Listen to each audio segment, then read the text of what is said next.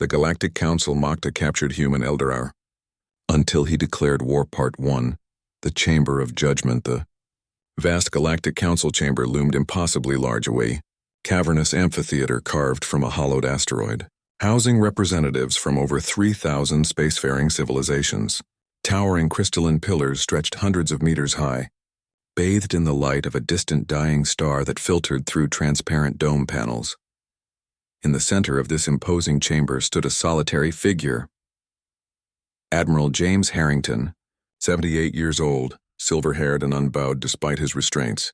His weathered face bore the lines of a lifetime of command, eyes clear and calculating as he surveyed the alien representatives surrounding him on all sides. The humans of Earth, newcomers to interstellar travel, were supposed to have sent their president to this diplomatic summit. Instead, they dispatched this military veteran, a decision the Council interpreted as an insult. The human specimen will address the Council, announced Grand Arbiter Vexilor, a towering insectoid being with compound eyes that reflected the chamber's light in kaleidoscopic patterns. You stand accused of unauthorized expansion into protected sectors, weapons development exceeding permitted levels, and refusal to submit to galactic oversight. Whispers and clicks of communication rippled through the chamber as various alien species discussed the proceedings in their native tongues. Some leaned forward with curiosity, others with disdain. "Before you speak," continued the Arbiter, mandibles clicking with amusement, "understand that your primitive species has already been categorized as a Class 7 civilization, warlike, unstable, and requiring supervision. Your fate has been decided. Earth will be placed under a protective quarantine until your species evolves beyond its violent tendencies." Laughter, or what passed for it among hundreds of alien species, echoed throughout the chamber. They had seen thousands of young races come and go, each thinking themselves special. Admiral Harrington's restraint suddenly fell away. Planned moment of theater to demonstrate the Council's confidence and superiority. The old man slowly straightened his uniform jacket, revealing faded combat medals. When he finally spoke, his voice carried throughout the chamber with surprising strength. "I am not here to plead Earth's case," he said calmly. "I am here to give you one warning." His eyes scanned the chamber. "You have misunderstood our intentions from the beginning. I was not sent as a diplomat." He reached into his pocket, withdrawing what appeared to be a simple metal coin. The chamber's security systems registered nothing dangerous about it. "I was sent as a messenger." He flipped the coin, which emitted a brief, barely perceptible pulse. "As of this moment, by the unanimous decision of Earth's United Defense Council, a state of war exists between Earth and any galactic authority that threatens our sovereignty." Silence fell across the chamber, followed by renewed laughter. One human declaring war against the combined might of 3,000 advanced civilizations? It was absurd, but Admiral Harrington simply smiled, a predator's smile, as the first alarms began to sound throughout the station. "What is the meaning of this?" demanded Vexilor, his massive form rising even higher as emergency lights began to flash. "The meaning is quite simple," replied Harrington, still perfectly calm amidst the growing chaos. "You believed you were judging Earth. In reality, we were assessing you." The giant view screen surrounding the chamber suddenly activated, showing what appeared to be impossible images. Earth vessels materializing inside the station's defensive perimeter, bypassing detection systems considered infallible for millennia. "Impossible," hissed a Serpentine delegate, scales flaring in agitation. "No ship could penetrate our defense grid without a roar. Without technology beyond your understanding?" Harrington finished. "That's precisely the point you've missed. When you discovered our primitive spacecraft 10 years ago, what you actually found was what we wanted you to find." A delegation of bluish, crystalline beings rose in unison, their harmonized voice echoing, "The human lies. Our surveillance has cataloged all Earth technologies. They possess nothing that could." The station shuddered, cutting off their words as power fluctuated throughout the chamber. The artificial gravity wavered momentarily, causing several delegates to grasp their seats. "You cataloged what we revealed," Harrington corrected. "Humanity learned a painful lesson in our own history. When meeting a potentially hostile force, never show your true capabilities." The Admiral walked calmly toward the central platform where Vexilor still stood, Security forces rushed into the chamber, training weapons on the human, but hesitated when Vexler raised a limb. "You expect me to believe," the Grand Arbiter said, his voice a dangerous whisper, "that your primitive world has secretly developed technology superior to the combined knowledge of 3,000 civilizations." "Not superior in all ways," Harrington acknowledged. "Just in the ways that matter for this moment. We focused on 3 specific areas: stealth, transportation, and infiltration. As if on cue, the chamber's main doors sealed shut, locking out additional security forces. The screen showed more Earth vessels appearing at strategic locations throughout Council space. "The coin I activated wasn't a weapon now. It was confirmation of my capture," Harrington explained. "The signal that authorized Operation Trojan." "This is madness," bellowed a massive amphibious delegate. "You cannot hope to stand against the combined might of the Council. We will crush your world to dust." "Perhaps," Harrington agreed with unsettling calm. "But before you try, you should know that we've spent the past decade seeding every major Council world with dormant devices. Devices that, when activated, will disable your planetary defense systems. Some of your own defense platforms are already under our control." Vexelor's compound eyes narrowed. "You are bluffing," Harrington shrugged. "Test my claim. Attempt to fire on any Earth vessel."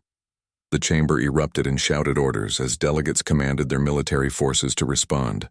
The resulting silence as reports filtered back was more telling than any words. "This is not how we wish to introduce ourselves to galactic society," Harrington said, his voice softening slightly. "But you gave us no choice. When your scout ships discovered Earth, they didn't announce themselves peacefully. They abducted humans for study.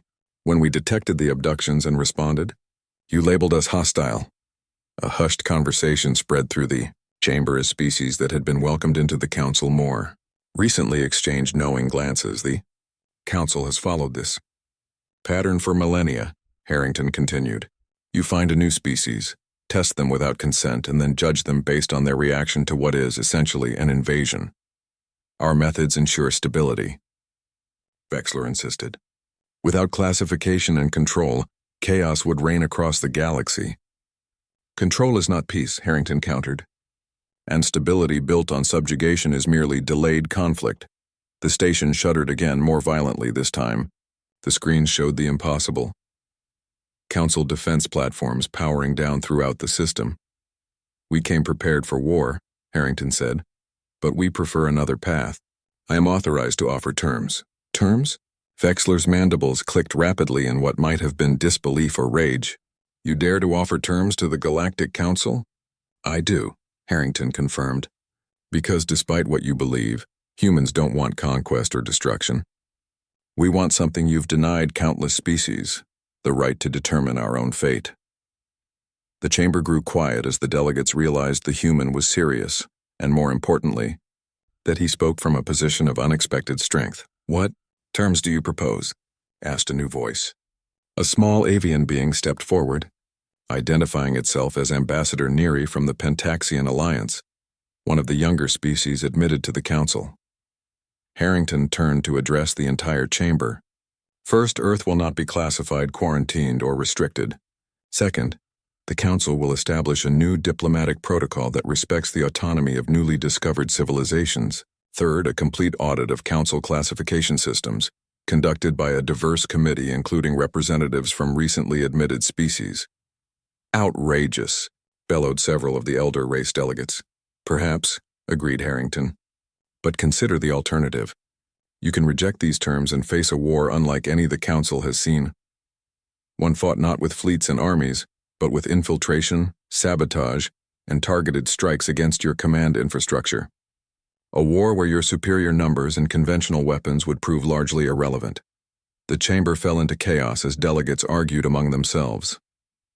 Some demanded immediate military action against Earth, while others urged caution and negotiation. Through it all, Admiral Harrington stood calmly in the center, the eye of the storm. He had delivered humanity's message. Now it remained to be seen whether the Galactic Council of ours, in all its ancient arrogance, it possessed the wisdom to hear it. "You have one standard day to consider," Harrington announced as the arguments intensified. "During that time, our forces will maintain their positions but take no hostile action unless provoked. As emergency sessions were called, and frantic communications sent to homeworlds across the galaxy, the old human admiral allowed himself a small private smile. The galaxy was about to change one way or another. The Galactic Council mocked a captured human Eldorau until he declared war Part 2. The Admiral's Gambit. The Galactic Council chamber had descended into chaos. What had begun as a sentencing hearing for a supposedly primitive species had transformed into a crisis unlike any in the Council's 12,000-year history. Emergency lights bathed the vast amphitheater in crimson warnings as delegates from hundreds of worlds shouted over one another, demanding explanations, solutions, or simply a target for their fear. At the center of this storm, Admiral James Harrington remained perfectly still, his weathered face illuminated by the pulsing emergency lights. The humans' declaration of war should have been laughable, Bao's one aging military officer from an isolated planet, challenging the combined might of 3,000 advanced civilizations. Yet the alarms screaming throughout the station told a different story. "This is impossible," bellowed Grand Arbiter Vexler, his massive insectoid form looming over the human. "Our defensive systems are impenetrable, are designed by the finest minds from 100 worlds and refined over millennia." "Impenetrable to known methods," Harrington corrected calmly. "Humanity simply developed unknown ones." The massive viewscreen surrounding the chamber showed the impossible. 5 Earth vessels had somehow appeared within the station's innermost security perimeter, bypassing layers of detection systems considered infallible. "Explain yourself."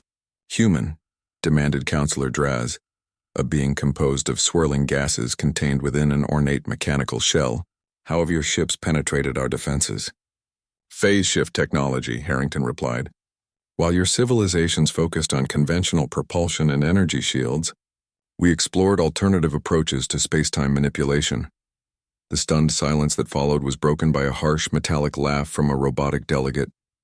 "Preposterous. Phase shift technology is theoretical at best.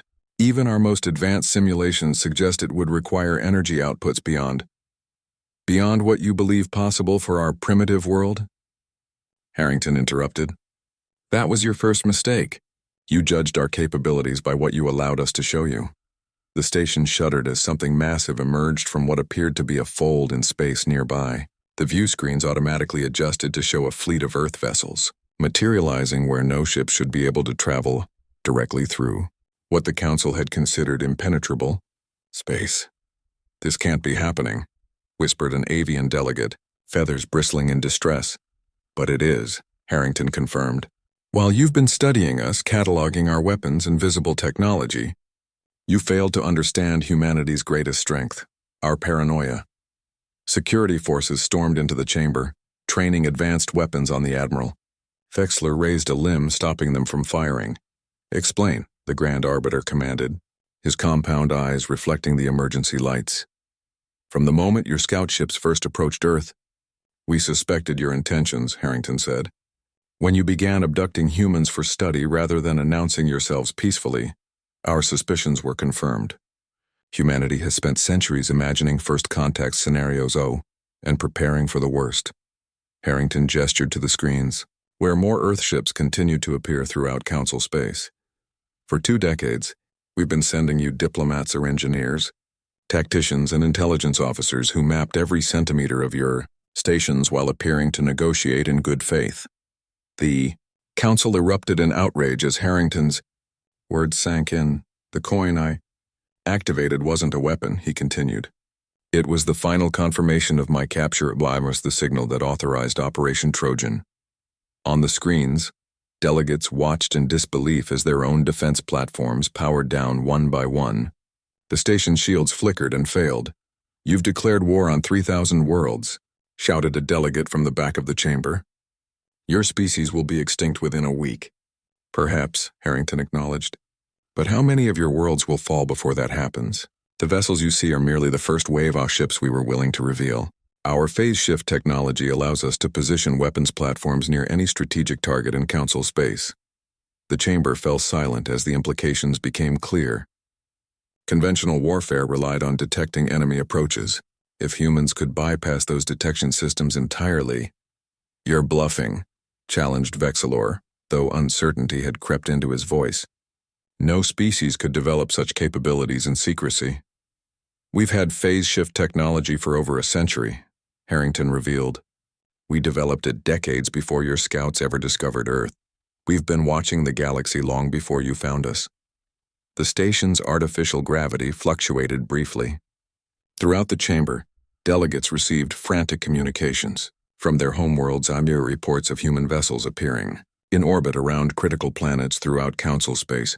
Everything we've shown you publicly has been carefully curated, Harrington continued. Obsolete technology we were willing to reveal while keeping our true capabilities hidden. A tall, blue-skinned humanoid stepped forward from the diplomatic section. Admiral, I am Ambassador Lyra of the Tellurian Republic. What you describe would require a level of coordination and secrecy difficult to maintain even for a unified world. Are we to believe Earth's nations cooperated so perfectly? Earth united the moment we confirmed the existence of potentially hostile alien life, Harrington answered. Our history of internal conflict gave way to a new priority: survival in a galaxy we now knew contained threats. The screens showed more concerning developments. Council communication relays going offline systematically across multiple sectors, creating isolated pockets of space where faster-than-light communication was impossible. You're targeting our quantum communication network, observed a delegate with 8 eyes arranged in a circle around its head. Precisely, Harrington nodded. When facing a technologically advanced enemy, Oz, or one that believes itself advanced, our control of information becomes more valuable than firepower. The chamber descended into deeper chaos as new reports flooded in. Human operatives activated within council governments, critical defense systems mysteriously failing, classified research facilities discovering their security compromised.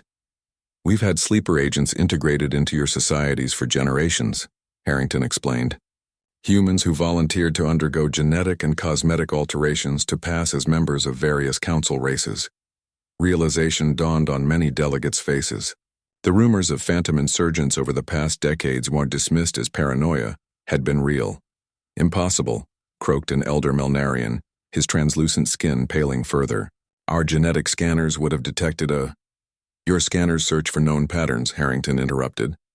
We created entirely new ones, raw hybrid genetics that register as natural variations. As the implications sank in, a different kind of silence fell over the chamber, the silence of dawning comprehension.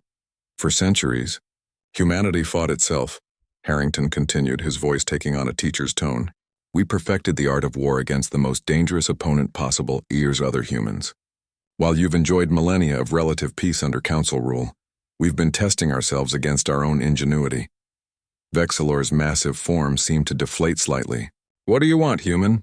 If this display of force is meant to extract concessions from the council, this isn't about concessions, Harrington corrected.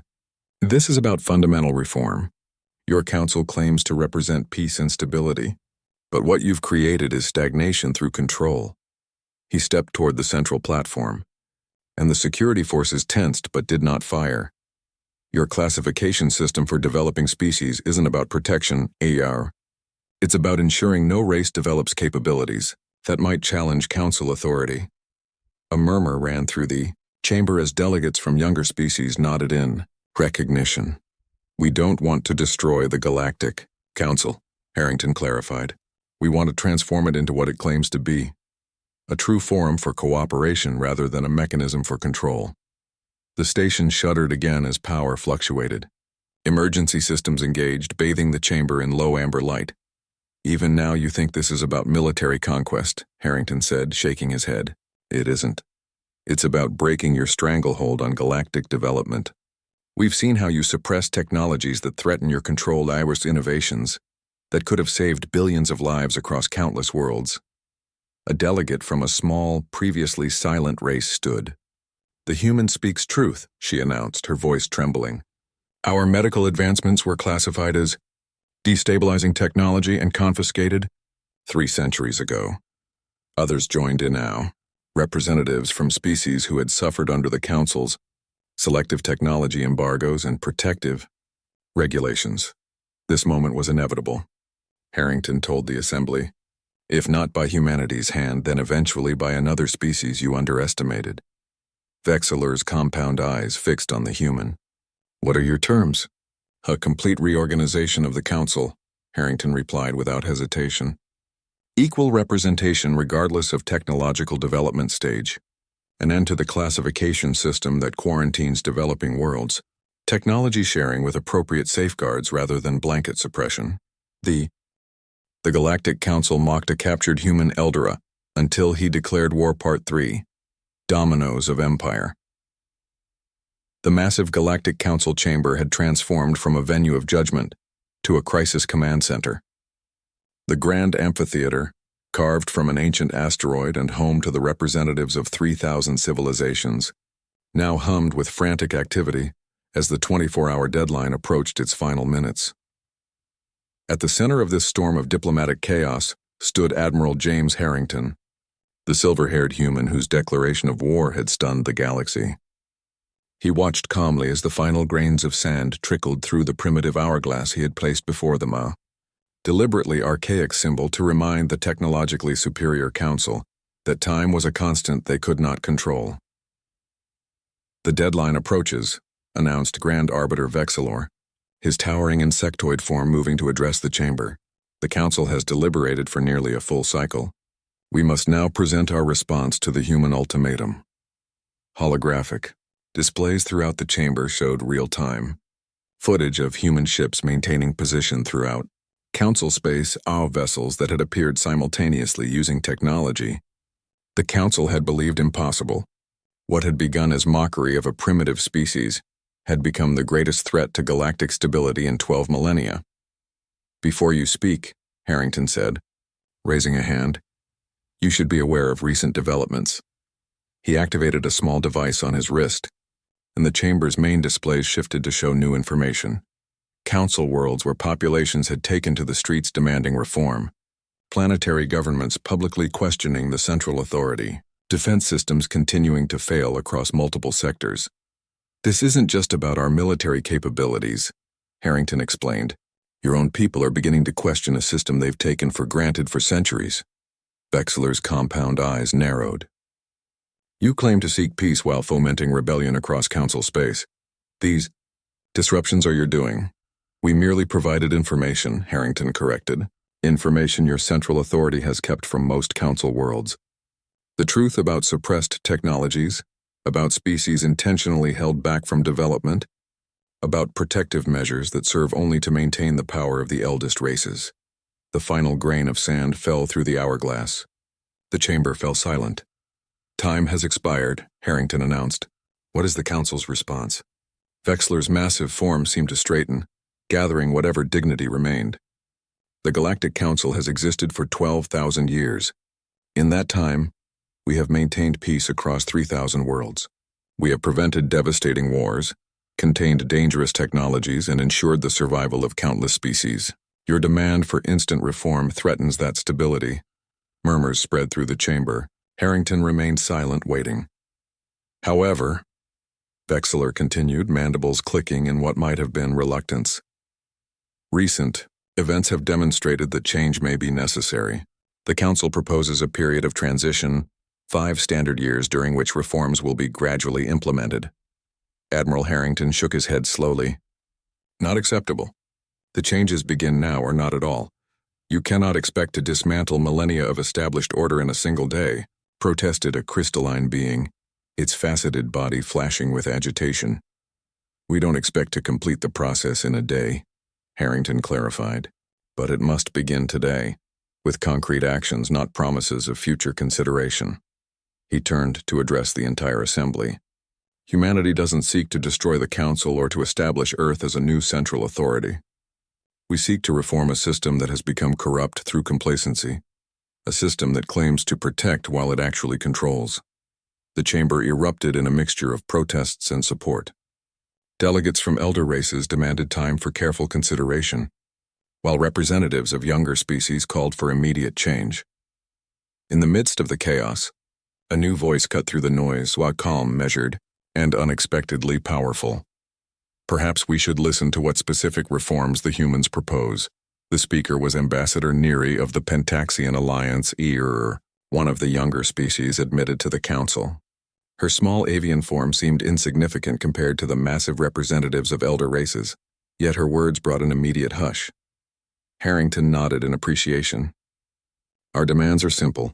First, an immediate end to the classification system that quarantines developing worlds. Second, a new council structure giving equal voice to all species regardless of technological development. Third, a technology sharing initiative with appropriate safeguards rather than blanket suppression. Madness, bellowed a massive, tentacled delegate from the back of the chamber. You would give primitive species access to planet-killing weapons. That's precisely the kind of fear-mongering that has justified your control, Harrington responded. We're not suggesting unrestricted access to all technology. We're proposing a system of responsible sharing, Grower, particularly of medical, agricultural, and quality-of-life advancements that pose no security threat.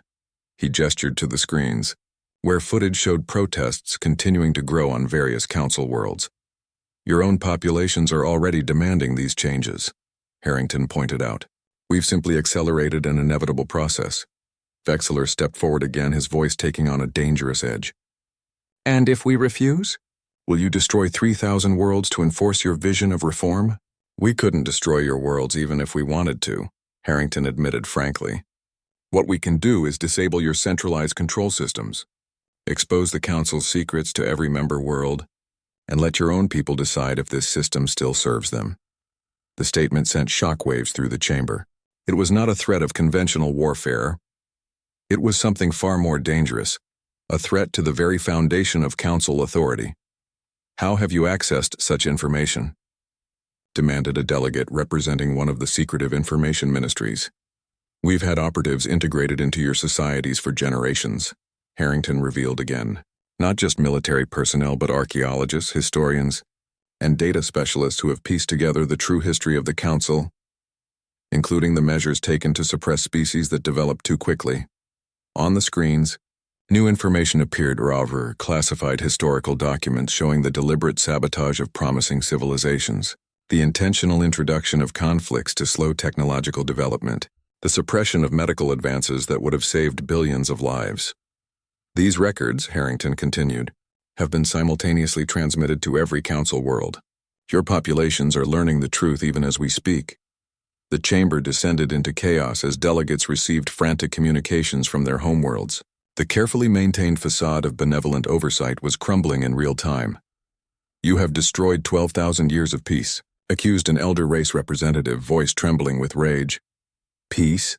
Questioned Ambassador Neary, the small avian stepping forward again. Was it peace when the Bentari were quarantined until they destroyed themselves in resource wars? Was it peace when the Voxani plague was allowed to run its course because the cure was deemed too advanced for their civilization? These weren't isolated incidents, they were Council policy. Other younger race representatives joined in, centuries of suppressed grievances finally finding voice. Harrington watched as the first real cracks appeared in the Council's united front. This had been the true purpose of Operation Trojana, not military conquest but exposure. The Admiral had gambled that once the truth was known, the Council would reform or collapse under its own contradictions. The choice remained simple, Harrington addressed Vexler directly. Begin meaningful reform now, or watch as your authority erodes world by world. The Grand Arbiter's massive form seemed to deflate slightly. For the first time in the crisis, uncertainty showed in his compound eyes. What guarantees do we have that these reforms will not lead to chaos? Vexler asked, his voice lower. There are reasons the Council has maintained certain controls. Not all were implemented from malice. We understand that, Harrington acknowledged, his tone softening slightly. That's why we're not calling for the Council's dissolution, but its transformation. Many of your regulatory functions are valuable. It's the secrecy and inequality that must end. He stepped closer to the central platform. Imagine a council truly representative of all species, making decisions transparently rather than through backroom decrees. Imagine technologies being evaluated on their merits rather than on whether they might disrupt the established power hierarchy. Throughout the chamber, the mood began to shift. Even among the elder races, voices of moderation emerged. Representatives who had privately questioned aspects of council policy now found courage to speak. Perhaps, ventured a luminescent being composed of living plasma, the time has come to consider that our ancient ways may not serve a changing galaxy. Vexler remained silent for a long moment, compound eyes unreadable. When he finally spoke, his voice carried throughout the chamber with grave authority. In 12,000 years, the Galactic Council has faced many challenges. We have weathered invasions. The Galactic Council mocked a captured human elder until he declared war. Part 4. The Elder's Wisdom. 3 days had passed since Admiral James Harrington had declared war on behalf of Earth. 3 days since the Galactic Council's certainty had shattered. The Council Chamber was once a venue for pronouncements and judgments, now served as the center of frantic diplomatic activity. Representatives from hundreds of worlds huddled in urgent discussion, while communication channels buzzed with messages from concerned homeworlds. The massive amphitheater, carved from an ancient asteroid and home to the representatives of 3,000 civilizations, now felt less like a seat of unquestioned authority and more like the eye of a storm. In the center of this controlled chaos stood Admiral Harrington, silver-haired and watchful as various factions argued over the shape of reforms. Your tactics were ruthless, human, Grand Arbiter Vexilor observed, approaching Harrington with a delegation of elder race representatives. The towering insectoid's compound eyes reflected the chamber's lights as he studied the Admiral. You threatened war while positioning yourself for peace. We learned from Earth's history, Harrington replied evenly. The most successful military campaigns are the ones that achieve victory without firing a shot. The Admiral activated a holographic display showing the latest status reports. Throughout Council space, human vessels had begun withdrawing from their threatening positions near critical infrastructure or gesture of good faith as reform discussions progressed. Your Council claims to represent peace and stability. Harrington addressed the assembled delegates, his voice carrying throughout the chamber. In reality, you've created stagnation through control. Vexilor's mandibles clicked in frustration. You presume to lecture us? The Council has maintained galactic peace for 12 millennia. Peace? Harrington questioned. Or suppression? Your peace comes at the cost of potential. Your classification system for developing species isn't about protection. It's about ensuring no race develops capabilities that might challenge Council authority. A murmur ran through the chamber as delegates from younger species nodded in recognition. Humans aren't inherently more intelligent or capable than other species, Harrington continued. But we recognized your pattern from our own history. One empires that classify, categorize, and control inevitably collapse under their own weight. He activated a new holographic display showing mathematical projections. These are simulations we've run on the Council's future. With current policies maintained, your system collapses within 3 centuries, leading to a galactic dark age. Council analysts quickly confirmed the accuracy of the projections, to the horror of many delegates. The ultimate irony, Harrington said with a sad smile, is that your fear of instability is creating the very collapse you sought to prevent. Innovation, competition, even controlled conflict. These are necessary for healthy galactic development. Counselor Taris, a gaseous entity contained within an ornate mechanical shell, floated forward. If what you say is true, what alternative do you propose? Chaos? Unrestricted technological development has led to the extinction of entire civilizations. Not an absence of rules, Harrington clarified, but better ones. Not control through suppression, but guidance through example. He revealed another set of projections on a galactic coalition where species developed at their natural pace, with safeguards against only the most destructive technologies.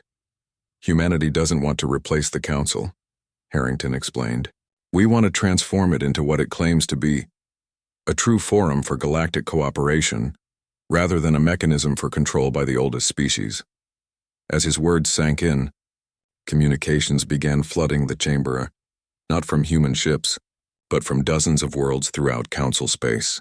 Populations who had witnessed the human demonstration were demanding reforms, inspired by the possibility of change without destruction. This was never about conquest, Harrington revealed. It was about exposure. Your own people are now your judges. The chamber fell silent as the full implications became clear. The Council faced pressure not just from human ships, but from within its own systems. What you propose would undo millennia of careful order, protested an elder race representative, a crystalline being whose faceted body flashed with agitation. Order for whom? Countered Ambassador Neary, the small avian representative who had emerged as a vocal supporter of reform. Ask the species who've joined the council in the last millennium if they feel the current system serves all equally. The debate intensified, with factions forming along clear lines, elder races arguing for gradual, carefully managed change, while younger species pushed for immediate reforms. In the midst of this chaos, Admiral Harrington raised a hand requesting attention. Surprisingly, the chamber quieted to hear the human elder speak.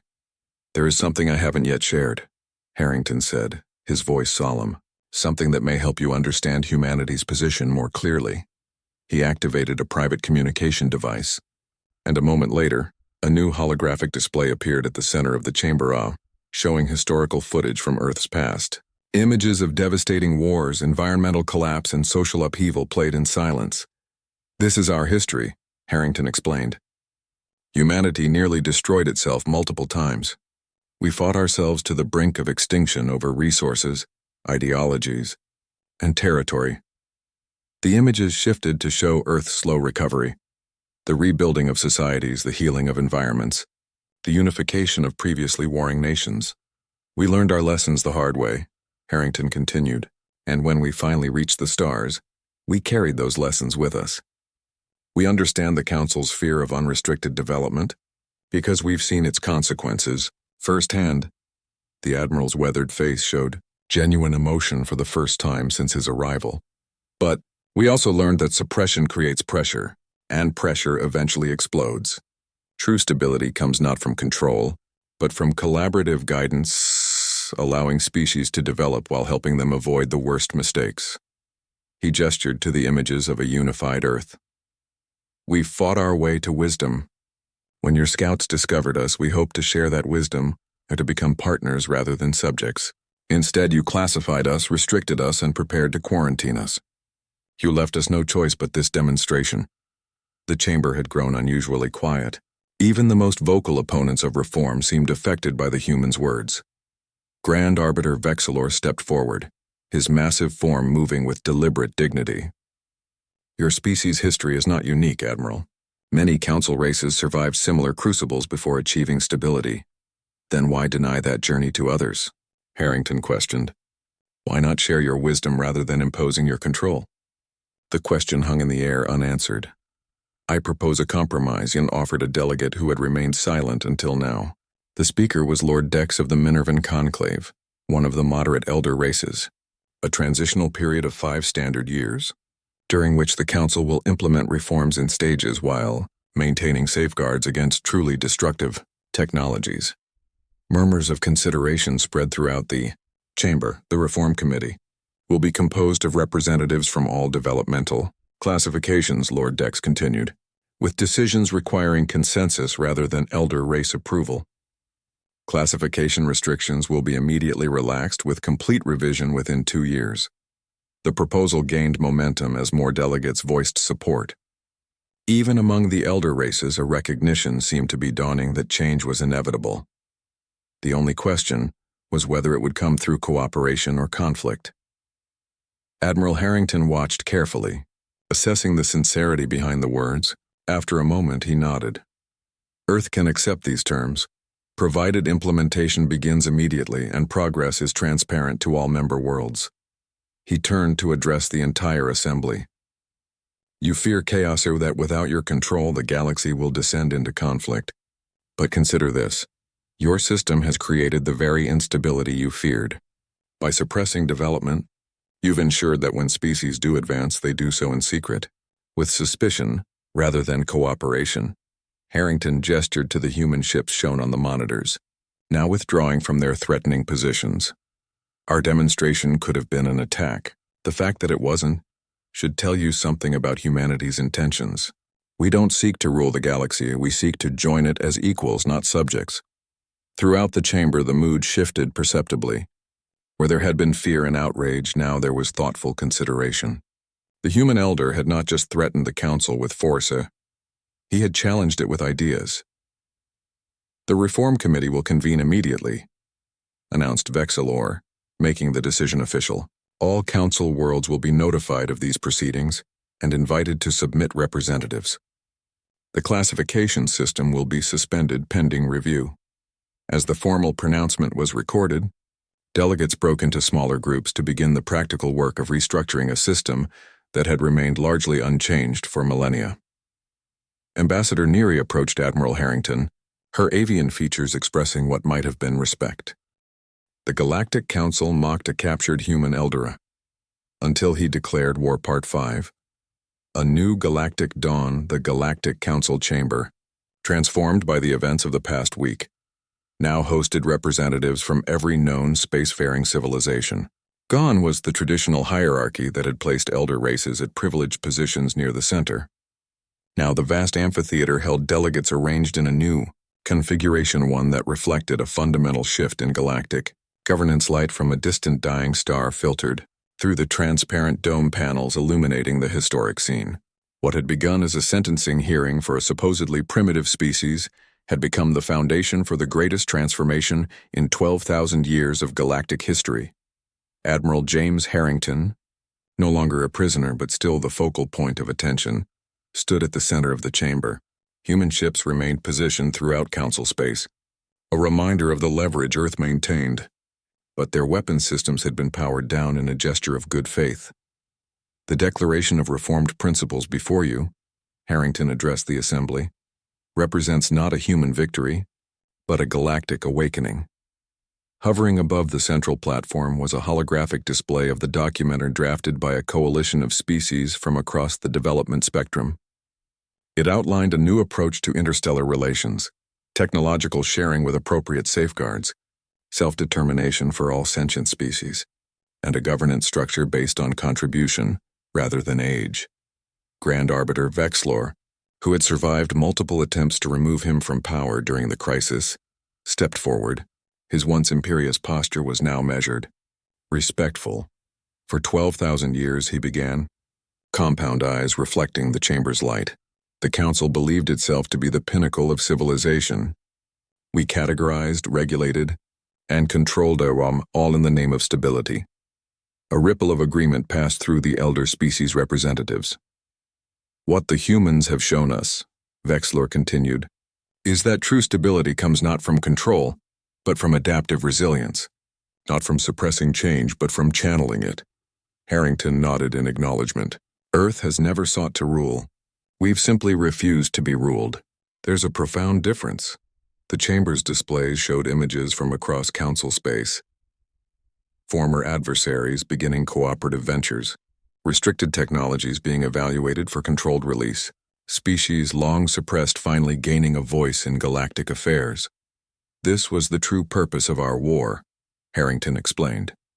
Not conquest through force, but liberation through demonstration.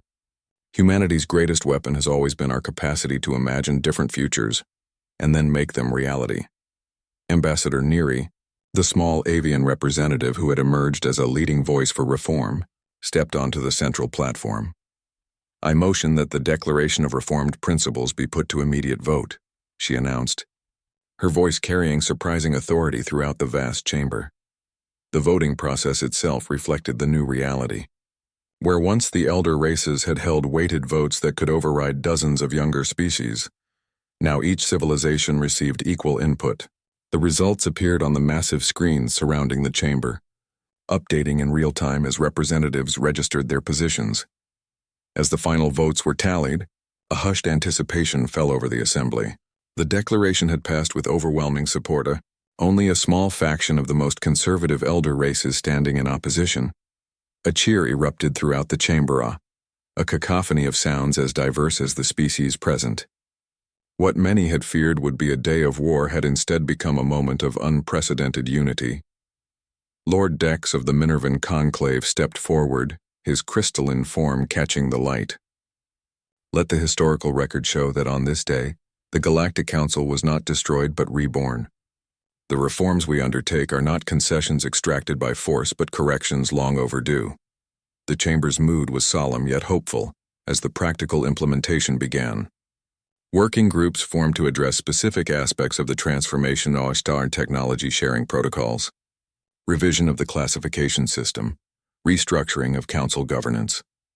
Throughout it all, Admiral Harrington observed with quiet satisfaction, He had gambled everything on a bold strategy, risking not just his own life but potentially Earth's future.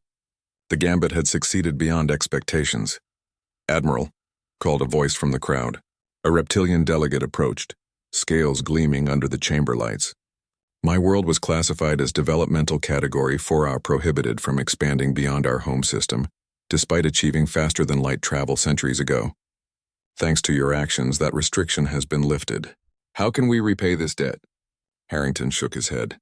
"There is no debt. We did not act for Earth alone, but for a principle that all sentient species deserve the right to determine their own future." "Nevertheless," the reptilian insisted, "Earth has earned the gratitude of countless worlds today." As the session progressed, the chamber's displays showed human vessels beginning to withdraw from their strategic positions throughout Council space. It was the final confirmation that Earth's declaration of war had never been about military conquest. Grand Arbiter Vexillor approached Harrington privately during a brief recess. The massive insectoid's compound eyes studied the human with newfound respect. "I have lived for 7 centuries, Vexillor said, his voice lowered for privacy. "In that time I have seen civilizations rise and fall. I have witnessed the discovery of technologies that reshaped our understanding of the universe.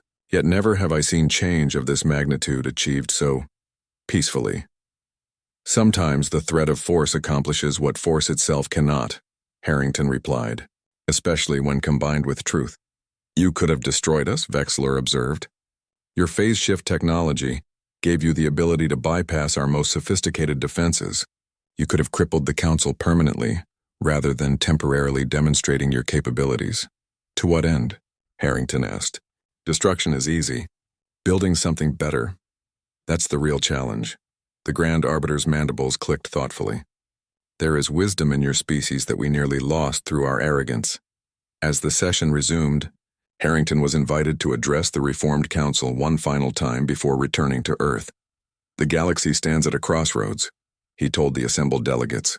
"The path ahead will not be easy. Reform never is. There will be resistance, setbacks, and unforeseen complications."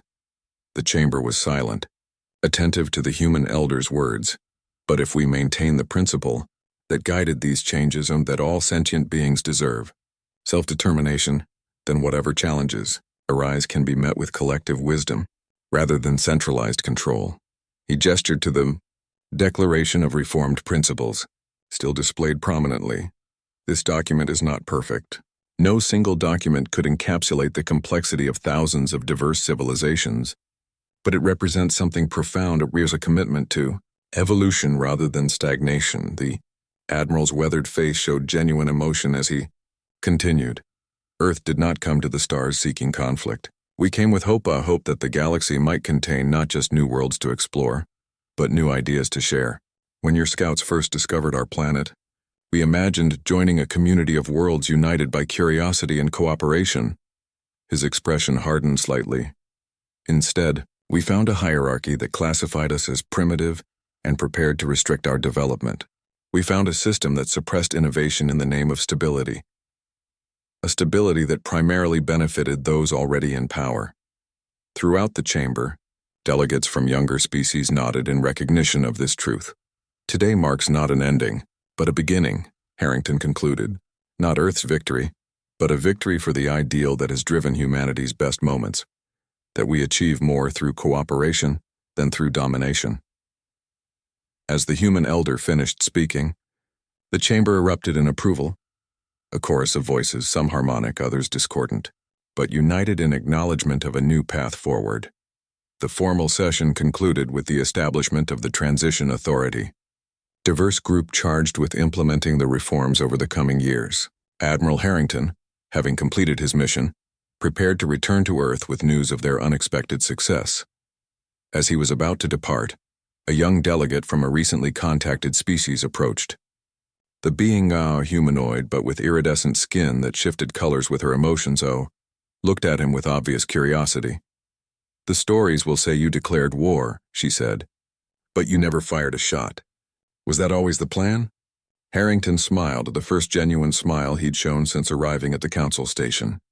"The wisest victory," he told her, "is the one where your opponent doesn't realize they've been defeated until They're already celebrating a better outcome than what they previously defended. The young delegate's skin rippled, with colors that suggested thoughtfulness. You humans are not what the Council's reports described. That was rather the point, Harrington replied with a hint of amusement. As the Admiral made his way toward the docking bay where an Earth vessel waited, he paused for a final look at the